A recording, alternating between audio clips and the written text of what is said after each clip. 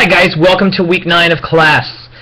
This week we are going to inaugurate what will eventually become a 3-week assessment of the World War II period.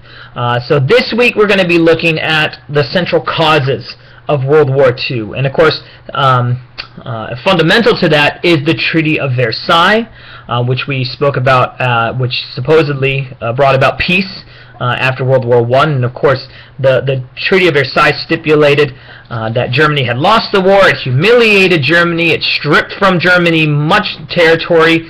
It downgraded the size of their military, and it essentially said that they were responsible for World War I. And of course, this is going to bring about a new form of government known as the Weimar Republic, and a lot of humiliation. And so that's going to set up a very acrid environment that Hitler and others are going to jump upon, at least in Germany.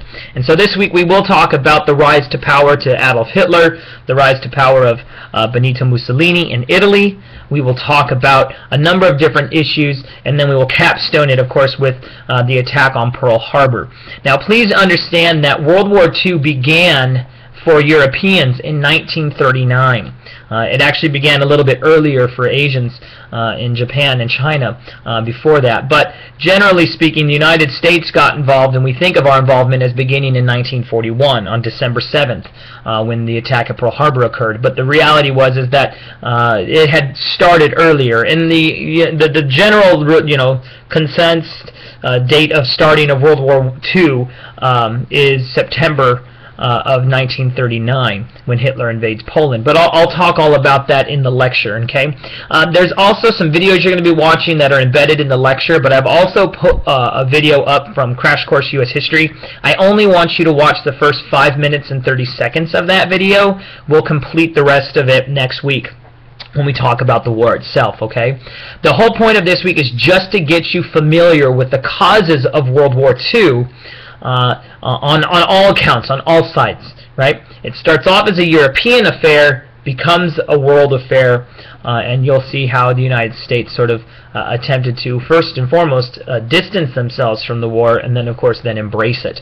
And I make an argument that Franklin Roosevelt, who was president, wanted always to get involved in World War II, and there's certain things that he will do which will show that, but national pressure kept him from being able to execute that until eventually Pearl Harbor basically said we had to get involved. So I've digressed a little bit here, but this week there is a lecture to watch. There is some videos to watch, as I mentioned. There's no reading in your textbook this week that you have to do, although I have linked you to a website that will go over the causes of World War II as well.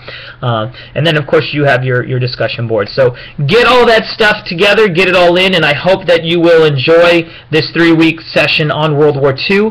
Next week, of course, we will talk about World War II itself, and I'll spend half of our lecture talking about the way that the war influenced the home front, and then, of course, I'll give you a basic military history, and then the week after that we'll be talking about war crimes, and specifically we'll be looking at the Japanese-American concentration camps in the United States, which is more popularly known as the internment of the Japanese, but we'll also take a look at America's role in the Holocaust and assess that as well. So for those of you who like World War II, hopefully this is a train that you're going to want to hop on and ride all the way through it. So other than that, I don't have anything else for you other than to encourage you to be working on your final papers.